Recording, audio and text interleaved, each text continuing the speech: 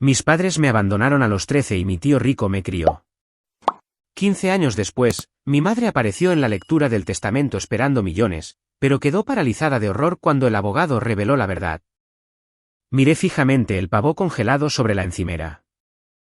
Era una roca de ave de 20 libras, dura, sudando ligeramente en el aire gélido de la cocina. El sistema de calefacción había estado fallando toda la semana, pero mis padres dijeron que llamarían a alguien después de las vacaciones. Mi aliento formaba pequeñas nubes blancas frente a mi cara. Mi teléfono se iluminó sobre la encimera, vibrando contra el mármol. Una notificación de chat grupal. Mamá creó felicidad navideña. Se cargó una foto. Mi madre, Débora, sostenía una copa de champán sonriendo radiante. A su lado, mi padre, William, parecía relajado con una camisa de lino. Y al fondo, mis hermanas gemelas, Madison y Mackenzie, ya llevaban gafas de sol enormes, chocando sus copas en lo que claramente era una cabina de primera clase. El pie de foto decía, finalmente, un poco de paz. Luego siguió un mensaje de texto, simple y eficiente. Abordando ahora. Nos vemos en 10 días. La alarma de la casa está puesta. No nos esperes despierta. Volví a mirar el pavó. Tenía 13 años. No sabía cómo cocinar un pavó. No sabía cómo arreglar una caldera. Y aparentemente, no valía lo que costaba un billete de avión. No lloré. No envié un mensaje preguntando por qué. Simplemente me quedé allí en el frío, dándome cuenta de que familia era una palabra que usaban cuando les convenía. Y en este momento, yo no les convenía. El silencio en la casa era pesado, como un peso físico presionando contra mis tímpanos. No podía cocinar el pavó, así que encontré un burrito congelado en el fondo del congelador. Estaba viejo, el envoltorio cubierto de escarcha, pero eran calorías. Lo puse en el microondas y presioné el botón. El zumbido de la máquina era la única señal de vida en toda la casa. Entonces, con un estallido agudo, el zumbido murió. La pequeña luz amarilla en la pantalla se desvaneció. El motor del refrigerador se estremeció y se detuvo. Se fue la luz. Me quedé en la repentina y absoluta oscuridad de la cocina. El frío, que se había estado arrastrando desde los bordes de la habitación, ahora parecía precipitarse para reclamar el espacio. Mi aliento era invisible ahora, perdido en la negrura. No grité. No entré en pánico. Simplemente calculé. Tenía un abrigo. Tenía mantas. Podría sobrevivir la noche si me quedaba en una habitación. Fue entonces cuando la luz barrió la ventana de la cocina. Dos haces gemelos de luz blanca de alta intensidad cortaron la oscuridad, iluminando las motas de polvo que bailaban en el aire helado. Un coche estaba entrando en la entrada. Por un segundo, una parte patética e infantil de mí pensó que habían vuelto, que se habían dado cuenta de que no podían dejar a una niña de 13 años sola durante 10 días. Corrí a la ventana. No era el sedán de mis padres. Era un enorme SUV negro mate, ronroneando como un depredador en la puerta. Un hombre bajó. Era alto, vestía un abrigo de lana pesado que parecía costar más que el coche que conducía mi madre. No se apresuró. Caminó hacia la puerta principal con el paso firme e inevitable de un hombre que poseía el suelo que pisaba. El timbre no sonó, no había electricidad, pero el golpe pesado resonó en el vestíbulo. Abrí la puerta. Sabía quién era, aunque solo lo había visto en conversaciones susurradas en funerales o al fondo de viejos álbumes de fotos. El tío Harrison, la oveja negra, el industrial multimillonario a quien mi padre llamaba desalmado y mi madre llamaba peligroso. No dijo hola. No ofreció un abrazo ni una frase hecha. Me miró, asimilando mi figura temblorosa, la casa oscura y el aliento congelado en el aire. Luego miró más allá de mí hacia el vacío negro del pasillo. Pusieron la alarma de seguridad, dijo, su voz como grava, pero no configuraron el pago automático de la factura de electricidad. Entró, sin esperar invitación. Se quitó un guante de cuero de la mano y miró su reloj. Tío Harrison, susurré. Me miró. Sus ojos eran fríos, grises y completamente desprovistos de lástima. Eran analíticos. Estaba evaluando un problema. Haz una maleta, Harper, dijo. Solo lo esencial. No te vas a quedar en un museo. ¿A dónde vamos? Lejos de aquí. Corrí escaleras arriba. No empaqué juguetes. No empaqué la foto de mi familia que estaba en mi mesita de noche. Empaqué ropa, mis libros escolares y mi portátil. Me tomó 4 minutos. Cuando volví a bajar, él estaba de pie en la cocina mirando el pavó de 20 libras todavía sobre la encimera, inútil y congelándose. Déjalo, dijo. Deja que se pudra. Les pega. Salí por la puerta principal y subí al asiento del pasajero del SUV.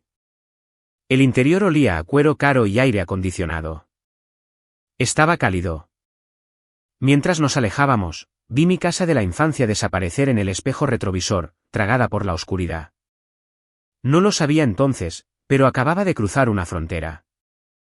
Estaba dejando el mundo de los descartados y entrando en el mundo de los arquitectos.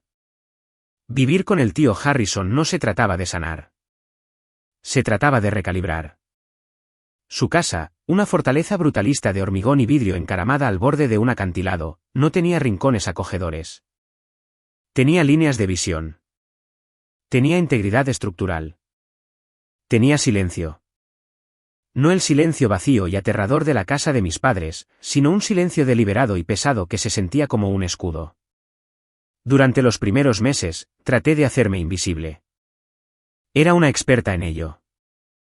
Me movía por las habitaciones sin hacer ruido. Comía rápido, limpiaba inmediatamente y me retiraba a la habitación de invitados antes de que alguien pudiera recordar que estaba allí. Pensaba que este era el alquiler que tenía que pagar por existir. Una noche, Harrison me encontró sentada en la biblioteca, escondida en la sombra de una estantería, viéndolo trabajar en su escritorio. Me congelé, esperando ser reprendida por acechar. No levantó la vista de sus documentos. Lo estás haciendo de nuevo, dijo. Haciendo lo que me pediste, respondí, mi voz apenas un susurro desapareciendo. Crees que si eres lo suficientemente silenciosa, no serás una carga. Crees que el silencio es un déficit. Finalmente levantó la vista, clavándome esa mirada gris y analítica. Estás equivocada. El silencio son datos. Me hizo señas para que me acercara. Señaló un plano en su escritorio, un desarrollo comercial complejo.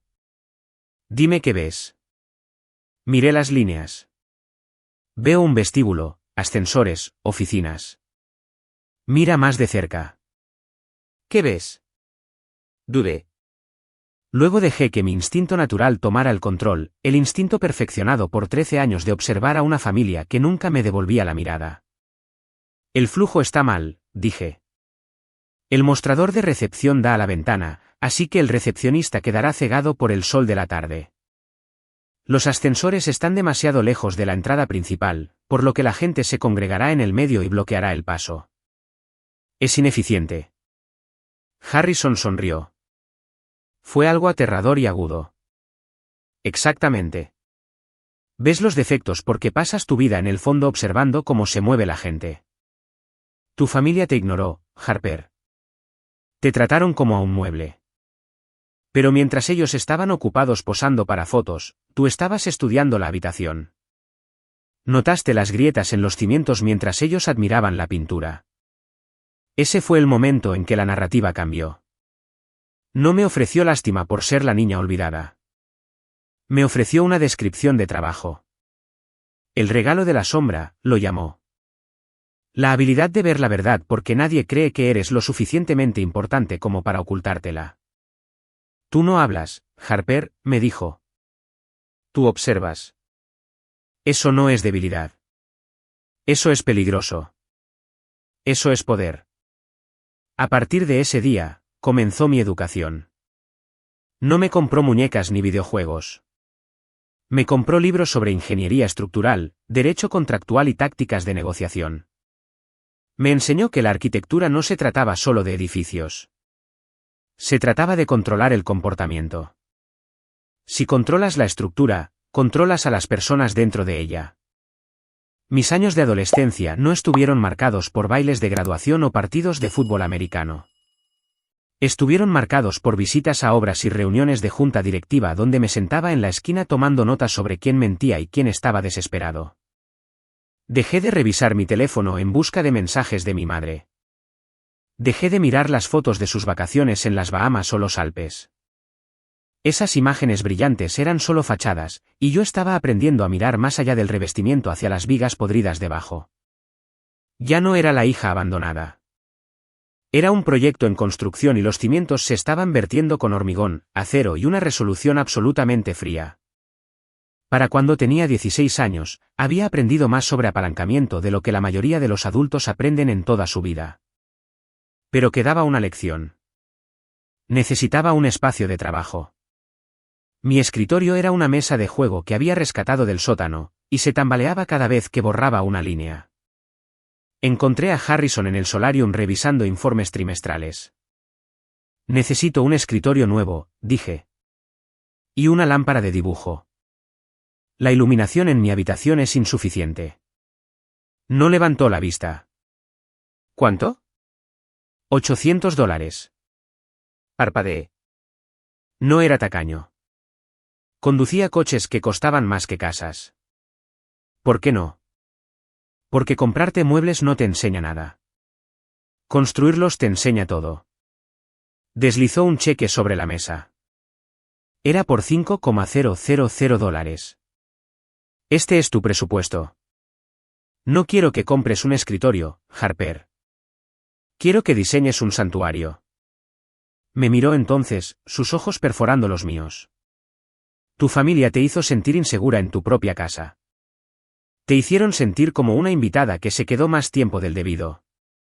Quiero que construyas una habitación donde tú seas la autoridad, donde te sientas intocable. Si puedes construir eso, puedes construir cualquier cosa. Tomé el cheque. Pasé los siguientes 3 meses obsesionada. No solo compré muebles. Curé un ambiente. Arranqué la alfombra para revelar el subsuelo de hormigón. Pinté las paredes de un gris pizarra profundo que absorbía la luz en lugar de reflejarla. Diseñé un escritorio en forma de L personalizado y contraté a un soldador local para construir el marco, negociando el precio a la baja señalando defectos en su trabajo anterior. Instalé insonorización.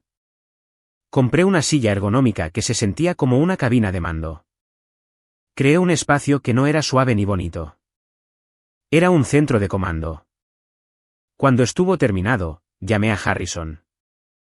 Se paró en la puerta, sus ojos escaneando la habitación. Revisó las soldaduras del escritorio. Probó el alcance de la luz. Notó los paneles acústicos. Se volvió hacia mí y asintió. Solo un asentimiento agudo y decisivo. Bien, dijo. Ese asentimiento valía más que los $5,000. Era validación. Era la primera vez que un adulto miraba algo que yo había creado y lo trataba con respeto. Mientras tanto, mi teléfono seguía vibrando con la vida fantasma de mi otra familia. Mamá acaba de aterrizar en Aspen. Las gemelas se ven adorables con su equipo de esquí. Papá, pensando en ti.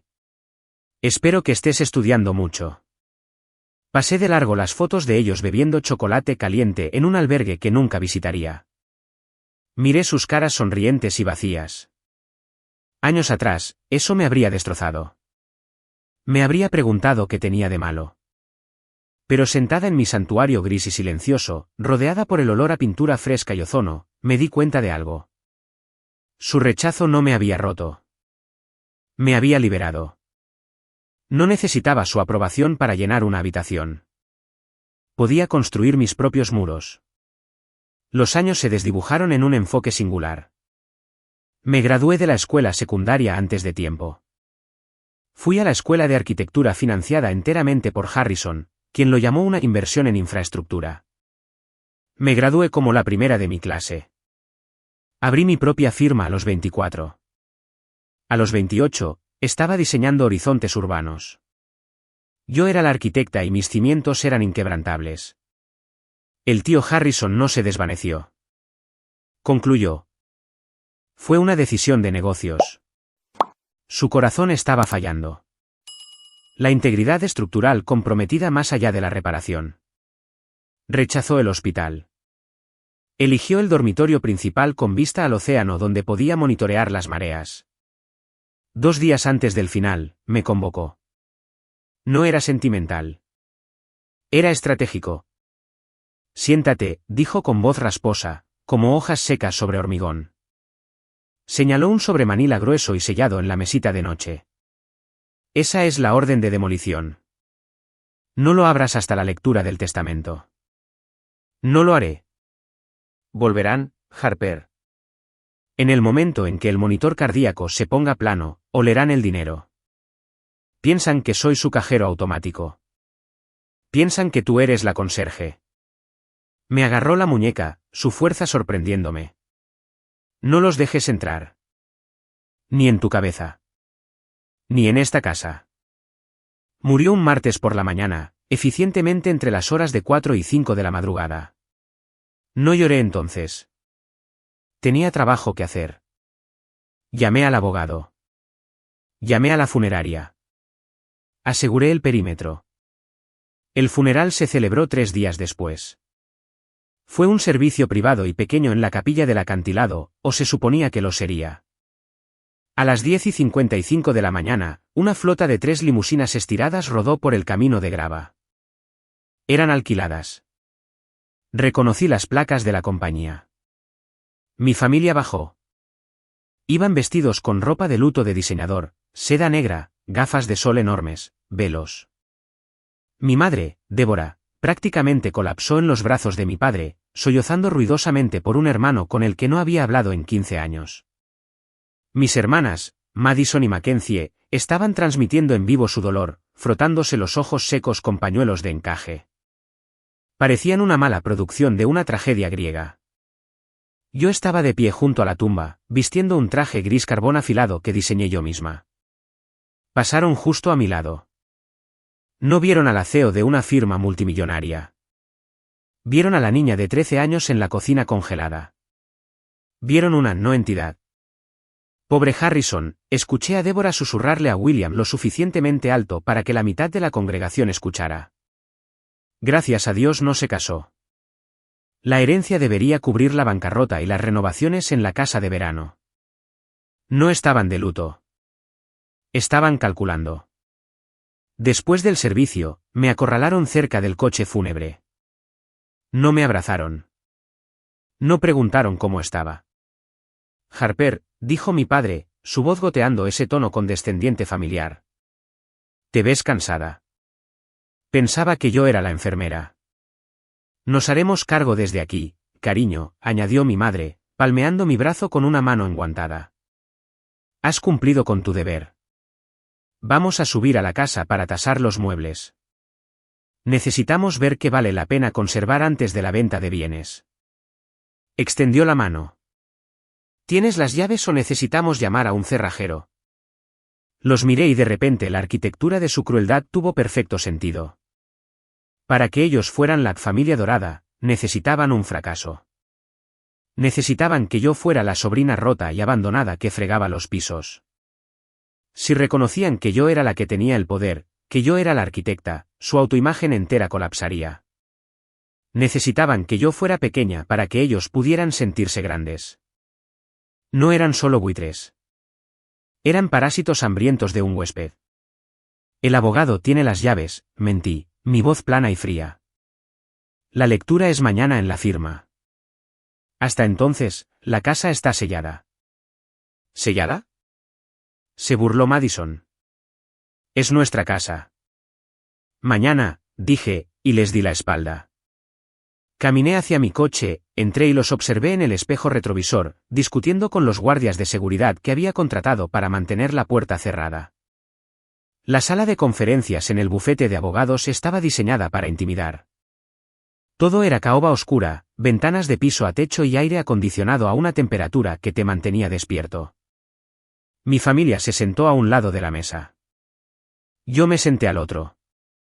William estaba mirando su reloj, golpeando un dedo con manicura contra la madera pulida.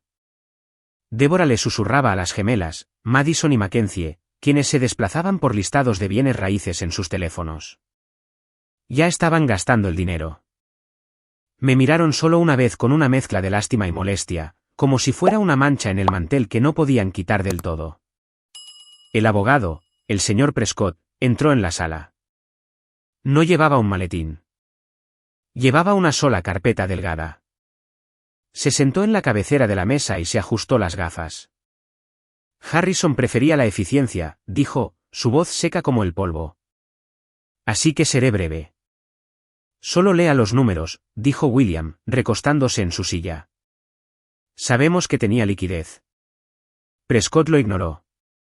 Abrió la carpeta. A mi hermano William, leyó, te dejo la deuda que acumulaste en 1998. El pagaré por la empresa fallida queda perdonado. Ahora eres solvente. De nada. William parpadeó. ¿Qué? Esa deuda fue cancelada hace años. ¿Dónde está el efectivo? Prescott continuó. A mi cuñada, Débora, te dejo el silencio que le diste a tu hija. Que te traiga el mismo consuelo que le trajo a ella. La boca de Débora se abrió. No entiendo. ¿Es esto una broma? Y finalmente, dijo Prescott, mirándome directamente a mí. A mi sobrina, Harper, la arquitecta de su propia vida, le dejo la totalidad de mi patrimonio, la firma, las propiedades, las carteras de inversión y los activos residuales. ¿Todo? El silencio en la habitación duró exactamente 3 segundos. Luego detonó. Eso es ilegal. William golpeó su mano en la mesa. Estaba senil. Ella lo manipuló. Era su enfermera. Lo coaccionó. ¿Vamos a impugnar esto? Madison gritó, dejando caer su teléfono. Ese es nuestro dinero. Somos la familia. No me moví. No hablé. Los vi desmoronarse con el interés desapegado de un científico observando bacterias bajo un portaobjetos. Prescott levantó una mano. Hay un documento más, dijo. La habitación se calmó, pesada con la esperanza desesperada de que esta fuera la corrección, el testamento real. Señor. Y señora. Miller, dijo Prescott a mis padres, ustedes afirman que Harper coaccionó a Harrison.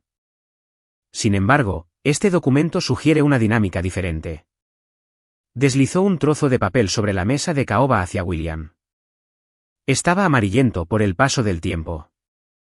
Reconocí la letra afilada y angular de Harrison, y junto a ella las firmas descuidadas y llenas de bucles de mis padres. ¿Qué es esto? Susurró Débora. Un acuerdo de préstamo, dijo Prescott. Fechado el 24 de diciembre, hace 15 años. El día que se fueron a las Bahamas. Mi sangre se heló. ¿La fecha? El pavo congelado. La casa vacía. Pidieron prestados $500,000 a Harrison Miller, continuó Prescott, su voz desprovista de emoción, para cubrir deudas de juego y mantenimiento de estilo de vida. Harrison acordó pagarlo con una condición. Señaló una cláusula al final de la página. Colateral, leyó Prescott. A cambio de esta suma, William y Deborah Miller acuerdan renunciar a todo reclamo parental sobre Harper Miller. Acuerdan transferir la custodia física a Harrison Miller y cesar todo apoyo financiero y emocional. Acuerdan que la niña es la carga del prestamista. El mundo dejó de girar. No me habían olvidado. No habían sido simplemente negligentes. Me habían vendido. Miré el papel. $500,000. Esa era mi etiqueta de precio. Por eso nunca llamaron. Por eso nunca volvieron. No era porque yo no mereciera ser amada. Era porque habían cobrado el cheque. Miré a mis padres. Esperaba ver vergüenza. Esperaba ver arrepentimiento. En cambio, vi molestia. Estábamos en un aprieto, dijo William, su voz alzándose en defensa. Él tenía todo el dinero. Era la única forma en que nos ayudaría. Hicimos lo que teníamos que hacer para sobrevivir. Te dimos una vida mejor, ¿no? Viviste en una mansión. Te sacrificamos, lloró Débora, lágrimas corriendo por su rostro. Lágrimas por ella misma. Les costó exactamente $500,000, dije. Mi voz no tembló. Era la voz de la arquitecta. Y se lo gastaron todo. Esto es una trampa, gritó William al abogado. No puede usar eso contra nosotros. Queremos nuestra parte. Ya obtuvieron su parte, dije. Me puse de pie. La silla raspó ruidosamente contra el suelo. Hace 15 años, cambiaron a una hija por un estilo de vida. La transacción está completa. Miré el documento por última vez. No era una tragedia. Era un recibo. La habitación estaba en silencio, salvo por el zumbido del aire acondicionado. Me quedé allí mirando a las personas que me habían dado la vida y luego la habían vendido por un pago rápido. Ya no sentía ira. Sentía claridad, el tipo de claridad que obtienes cuando finalmente ves el defecto estructural en un edificio que ha estado condenado desde el principio. Harper, gimió mi madre, extendiendo una mano hacia mí. Por favor, somos tus padres. Miré su mano. Estaba temblando, no de amor, sino con la desesperada comprensión de que el cajero automático estaba cerrado. No, dije. Son prestatarios, y su crédito no sirve aquí. Me di la vuelta y salí de la sala de conferencias. No miré atrás. Caminé por el vestíbulo del bufete, pasé junto a la recepcionista, que asintió respetuosamente, y salí a la luz brillante y cegadora del estacionamiento. Subí a mi coche y conduje. Conduje más allá de los límites de la ciudad, más allá de los suburbios donde las familias vivían vidas que nunca entendería, y subí por la carretera costera serpenteante hasta la casa del acantilado, mi casa. Cuando llegué, la puerta estaba abierta. La seguridad estaba escoltando un sedán negro familiar fuera de la propiedad. Mis padres habían venido directamente aquí, esperando ¿qué? ¿Rogar? ¿Robar? ¿Irrumpir? Detuve mi coche en la entrada y salí. William me vio. Bajó la ventanilla, su rostro torcido de rabia. Tu pequeña malagradecida. Fuera de mi propiedad, dije. Mi voz estaba tranquila. Se escuchaba sobre el sonido del océano abajo. O haré que los arresten por allanamiento. Esto no ha terminado, gritó mientras el guardia de seguridad le indicaba que avanzara. Te demandaremos. Te quitaremos todo. Ya tomaron todo, dije, y se lo gastaron. Ahora lárguense. Los vi alejarse, sus luces traseras desapareciendo en la curva. Luego me volví hacia la casa. La estructura brutalista de hormigón se alzaba contra el cielo, cruda e inquebrantable. No era cálida. No era suave, pero era fuerte. Entré y cerré la pesada puerta principal. Giré la cerradura.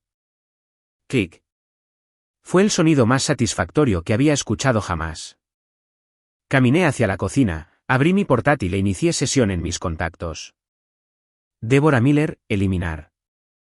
William Miller, eliminar. Madison Miller, eliminar. Mackenzie Miller, eliminar. Uno por uno, los borré. Bloqueé sus números.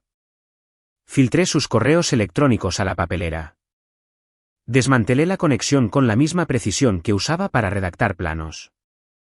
Cerré el portátil. La casa estaba en silencio. La mesa en el comedor, la enorme mesa de caoba donde Harrison me había enseñado a negociar, a planificar, a ganar, estaba vacía. Era perfecta,